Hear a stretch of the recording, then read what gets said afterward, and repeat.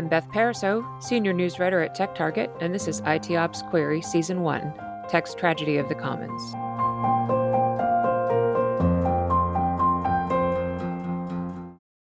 Alexis Richardson co-founded a company in 2014 called Weaveworks, which created an open-source GitOps project called Flux CD.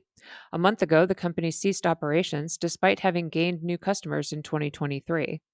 Among the events that precipitated the closure of the business were acquisition talks with a larger company that fell through at the 11th hour, according to a post by Richardson on LinkedIn. Weaveworks is one example of a company associated with a flourishing open source project, Flux CD continues under the CNCF, that ultimately couldn't make the business side work. Hi, Alexis. Thanks for being with us. Hi, how are you doing? I'm good. How are you? How are things? Very well, thank you. So, we've seen businesses like Weaveworks struggle in the past. Did the fact that its core product was based on free software play any role in what happened? We always had a lot of open source investments which were providing value to users around Kubernetes, and in some cases, even virtual machines and other things outside of the traditional containerized space. But we didn't have a concept of a enterprise edition of Flux, and that was what I think we did wrong. We started off with a vision of developers wanting to write applications, which still is an unsolved problem today. And they were using these technologies, which would be a lot better for writing applications if you wanted to operate those apps like containers. But there was still a huge gap between what people could do with containers and what the developer experience was like. And most developers wanted to write business logic, process this customer record. I care about booking this hotel room. I care about processing this bond price, getting this transaction done. And I don't care about the infrastructure or the plumbing. And they had yet to be given a tool which could actually make it easier for them to focus on that, but also run in the way we want it to anywhere in the cloud. And containers looked like they could do that. So we jumped straight in, deep end. And the first thing we realized was there was no networking, so you couldn't build apps. So we wrote a network. And then we realized that you can't understand what these apps actually are doing. So we wrote a tool for looking at what they were doing called Scope. And we carried on doing this until we realized that we needed to make money and started to build a management product to help app teams to understand and deploy these applications and run them on any containerized tech. And that was called Weave Cloud. It was a SaaS product. But this is in 2016, and this is really, really, really early in the containers market. And at the time, everything was Docker versus Mesosphere versus ECS versus Kubernetes versus other versions, and it went round and round in circles. And nobody could decide what to do, and all our conversations with customers were, this is crazy, I have no idea what's going on, help me do a really basic thing. And so we'd written a product which I think if we'd launched it in 2019 would have been super useful.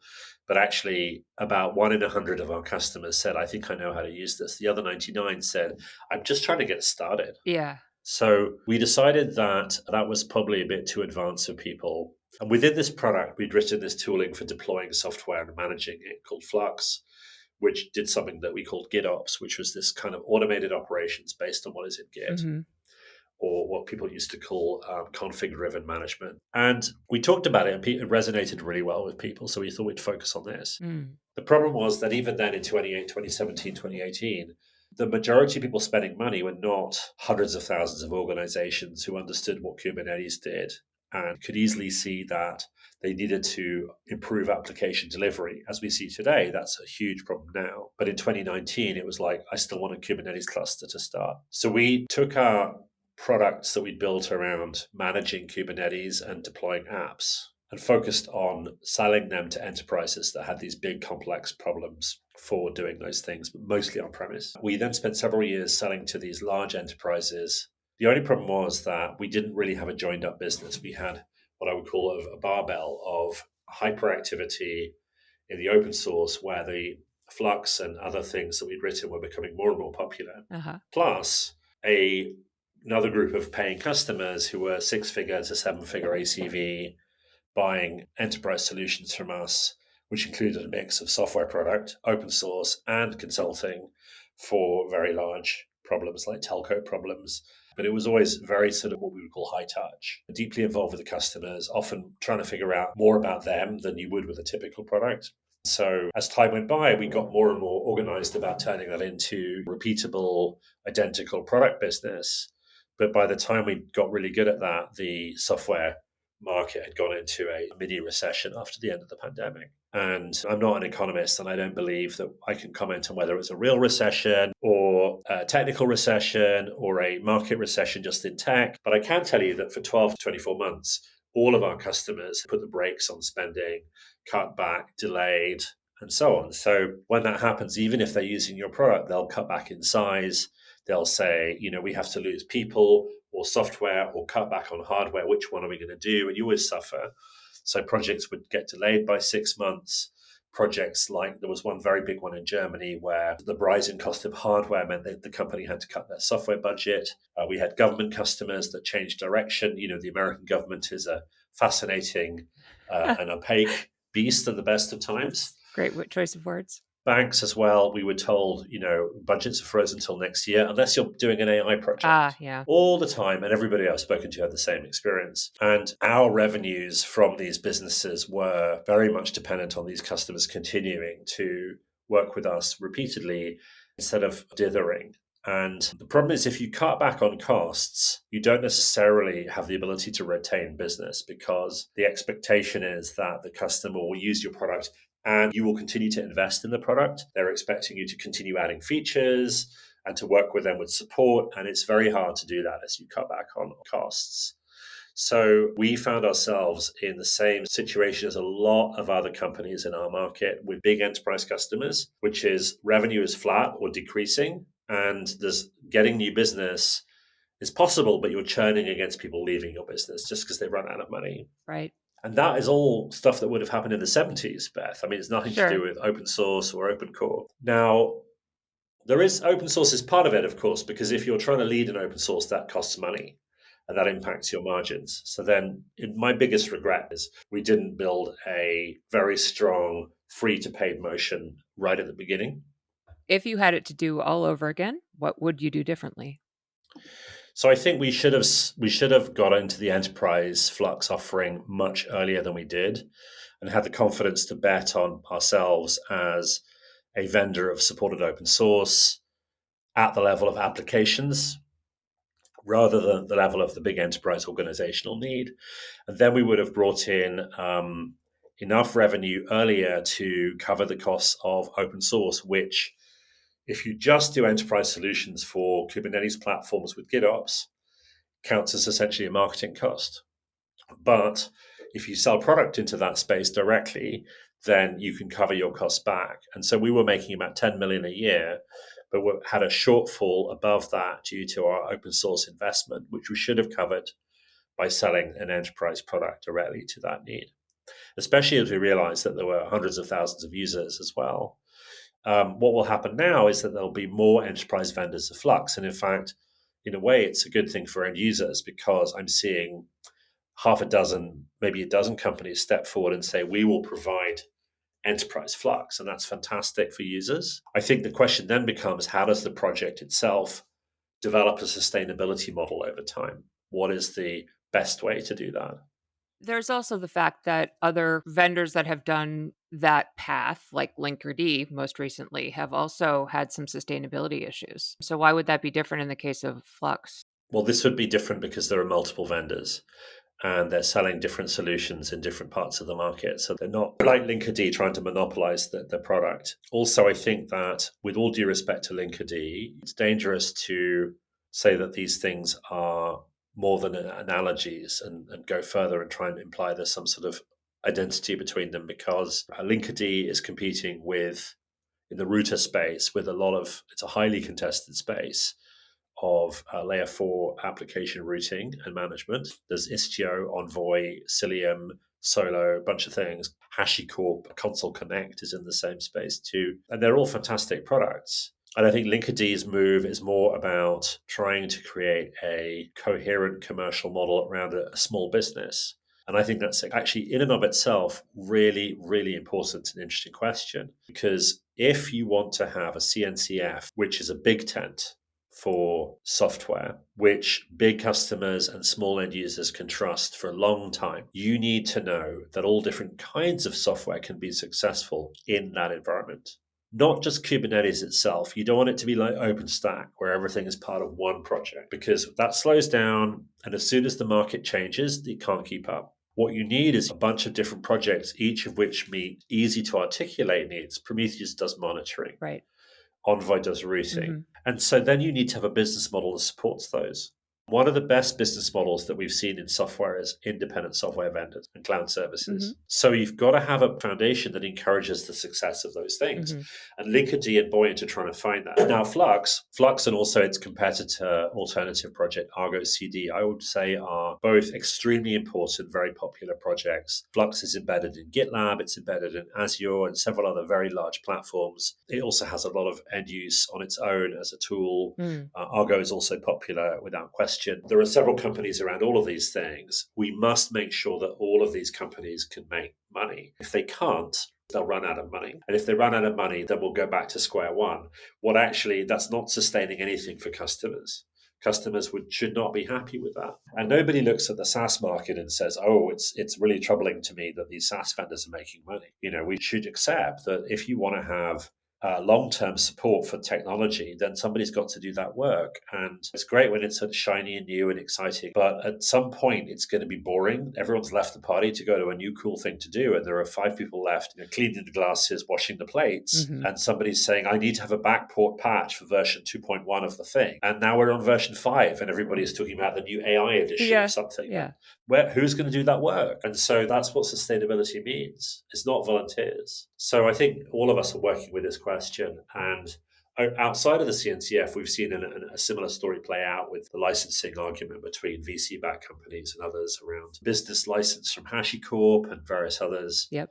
I recently spoke to an investor who told me that their advice is to move to a business license at the beginning. Don't ever be accused of any bait and switch. Just start with all of the evil up front, if you like, and then just kind of stick with that. And I think that may be what we end up with. So I think that's kind of the reality. The CNCF has been an absolute success, no question, for focusing attention and creating a marketplace of ideas, technology, and people. But I think it really does need to mature now. Okay. To give space for the Linkerd's, the Buoyants, and many, many others of different types of company a way to flourish. Otherwise, it will be shunned by those companies. And if you talk to CEOs and CTOs of a majority of commercial open source companies, people who are trying to make money and also give something away that's useful, which is a good thing to do, you'll find that there's frustration if people say, you must do things this way and not that way. And I'm certainly happy to talk about what that looks like. Yeah. So what does that mean? What should the CNCF do differently specifically? Well, this is a really great question, and I think we're still figuring it out. But I can think of several things. One of them is I think the marketing rules need to change. I'm not even sure there are rules. I think there are a number of, in Pirates of the Caribbean, when Captain Barbossa, played by Jeffrey Rush, says, more what you'd call guidelines. The guidelines basically say, this is what it's okay to do to push your product on the website, and this is what it's not okay to do. Right. Now, let's take a step back about what I mean by this. So, because there's many different debates here. Let's start with the notion that the software industry is in crisis, full stop. It's very hard to make money. People are consolidating around Broadcom, Amazon, IBM. Red Hat went to IBM because it wasn't making enough money. I mean, that scares everybody. So then we have startups that are trying to make money from software. That is really, really tough. They have a snowball's chance in hell of succeeding. And then you make it even more difficult by having open source software where you give it away for free to a bunch of users. So it's really, really important that you have a chance to convert some of those users to paid users. Otherwise, it's just a complete waste of money. Okay. So for a startup in the tech space, if you want it to be innovating within the CNCF tent, it has to be able to make money. Otherwise, it's just big end users. So what startups need is they need the ability to say to users, oh, you're using Linkerd? Mm-hmm. Come to Buoyant and buy something. And they can do that in 2 ways. They can put adverts on the website, or they can do the product in such a way that it guides people towards Buoyant, the vendor, which is what Linkerd have just done. They've said, no more free builds. We'll have our own build. You build it yourself because it's open source, or we'll give you a build, which if you download from us, we'll take your email address. You'll have permission to contact you and talk about a sales deal, which is a reasonable thing. That's what anyone would do in SaaS, with like Sneak just does that sort of thing, and nobody criticizes them. That's what needs to change, is you need to move closer to a world where the Buoyant can talk to the people using the free product in a way that actually gets people to understand the value of the commercial offering. That's really important. So just For those of us not well versed in the workings of CNCF and the guidelines that are in place, why can't they do that now? So it seems that I've been trying to understand the latest guidelines, but essentially, every time you try and talk to customers about using your free thing, a lot of people will shout at you and say you're breaking the rules, you're favoring one vendor over another, you're doing this, you're doing that. And the problem with this is that it ends up taking out all of the reasons to invest in the project. Hmm. And then you have no maintainers, they get burnt out and they quit. Also, you have big companies, the Red Hats of this world, who end up winning because they can support a large number of one maintainer per project models indefinitely. But if you've got one horse in the race, that horse has to succeed and you have to do well out of that horse. So it's very, very tough. Right, because there's almost a cultural issue there where you're talking about the business side is the evil, or that's the perception. If you create this culture of the business is sort of separate, I think evil is too strong a word in most cases. But if you have this sort of thing, well, you have community and business is separate, then you will end up with community being invested on its own, and the business will go and do something else, and then you have no community after that. So that's the thing is it ultimately affects the community, is what you're saying. Yeah, and then the small projects die, and then you end up with everything aggregating around just one big project, Hmm. and then Kubernetes turns into OpenStack, and then you don't want that. Kind of a rich get richer kind of thing. Yeah. So who wants OpenStack too? Nobody wants that. Apache used to when I was at VMware, we had a project we'd inherited from SpringSource, which was acquired along with my company RabbitMQ and some other products that we ran. Hmm. And we had an offering called TC Server, which was a closed source subscription product with Tomcat and some extra bits in. Every time we talked about Tomcat in the public domain, every time we got an email from the Apache lawyers saying cease and desist. Wow. If that happens, you cannot make money from Tomcat. Yeah. You just can't. So then you end up with Tomcat with one developer, which is what happened by 2013. So I would have these internal arguments at VMware about how we should fund Tomcat. People say, well, you should cut back on the Tomcat budget. I'm like, there's one person working on it. What does that mean? There's one developer in the world now because the foundation model has sucked all the money out of Tomcat. And so this is what we saw recently with etcd. People are debating how to keep etcd alive when nobody wants to work on it. And they managed to rescue it, but you've got to have commercial incentives. So my argument is bring back the commercial incentives. That's the most important thing. And what would those look like? Where would that come from? For buoyants, they have to be able to make money out of Linkerd somehow in a way that doesn't get them to be, bad mouthed. Now, I'm not saying what they did was right or wrong. I'm just saying if you want there to be projects like Linkerd and companies like Buoyant that have, 30 staff or whatever it is, 50, 100, they've got to be able to do well. Otherwise, they turn into consulting companies or they go out of business or they get acquired by Red Hat and then everything just goes quiet after 2 years for some reason. So you mentioned things like an ad on the website, a way for Buoyant to connect with users of Linkerd. Are there any other ways that CNCF could boost those commercial incentives in your view? If CNCF folks were on the call now, they'd be telling us they already do a lot of this stuff because there is a lot of stuff there. It needs to be easier to be more commercially aggressive in promoting your product and attracting users and just acknowledging the fact that some of the investment that's happening here is by businesses. And those businesses are not trying to be evil. They're just trying to survive. Do you take any stance on the licensing side of the fence? Like you mentioned, doing the BSL up front. Well, thank goodness the CNCF doesn't let you do BSL. I mean, all of that stuff would just be so complicated. I think having a liberal license in the CNCF is very good and appropriate. Hmm. And that was a deliberate inheritance from copying Apache. Something Apache got right is having a non-viral, easy to understand license, where if you have a commercial thing, Hmm. it's an extra rather than a license twist. And I think with HashiCorp, who introduced the BSL, their problems are slightly different because they want to be sustainable, but as a large public company. And there is some rule which is for a commercial open source project, the bigger it gets, the more the business resembles a normal commercial company. And HashiCorp is at that stage, and they're like, well, we've got this massive existing user base that expects us to basically be Oracle. So we've got to do something to sustain this. Otherwise, we can't afford to do innovation. And so I think what they've done is, in that sense, reasonable. I think also they had some issues with Terraform Cloud that meant they were getting trouble with competitors and they had to think about how to deal with SaaS better. But you could not do a BSL with the CNCF project. And that's one of the good things about a foundation that I would like to keep is the foundation owns the license. The license doesn't change. You can't have that kind of bait and switch. It's super important. So, how do you avoid that bait and switch as companies grow? Ideally, you have companies that are sustainable and they grow and maybe they become another HashiCorp.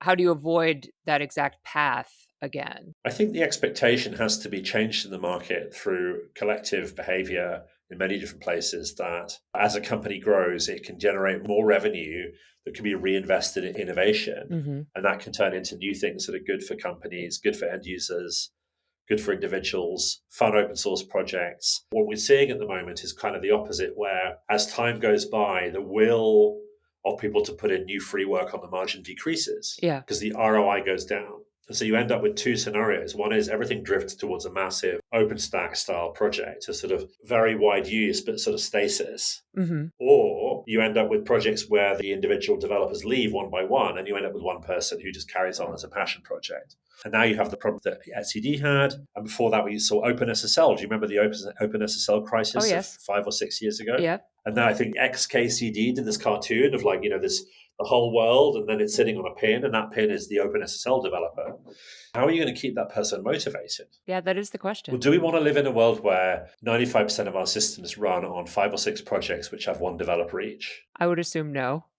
I would assume no. So, you mentioned that you will be moving on to another venture and Flux will be involved. Can you say any more about what you're going to do next? I spent a bunch of time doing stuff that was kind of post Weaveworks cleanup that I had to do. And the second thing is making sure that the customers and the projects are in good shape. And the good news there is Flux is very well supported. And GitLab have published a press release talking about their continued support and commitment to Flux alongside Azure, who's done a new group of consulting firms, small ISVs, let's call them the Buoyants and Weaveworks of this world, stepping in and saying, we'll do more Flux. I'm hoping that we can do, as part of that community, something else that is oriented towards solving some new problems around how configuration is handled, especially using AI as well. Is it possible to use co-pilots to help you understand this world? Maybe not. We'll see. If you look around, you'll see some experiments going on already. Thank you for being with us, Alexis, and for your candid answers and your view on all this. Thank you so much, Beth. It's been a pleasure. This has been IT Ops Query Season 1 Tech Tragedy of the Commons. If you have any feedback on this episode or want to share questions or stories we should consider covering, please reach out to me at bpariseau, that's B as in boy, P as in Peter, A-R-I, S as in Samuel, E-A-U, at techtarget.com. Please also consider rating, reviewing, or subscribing to this podcast on your platform of choice. And tune in next week for our continued conversations with industry experts about open source principles and sustainability. Thank you for being with us so far.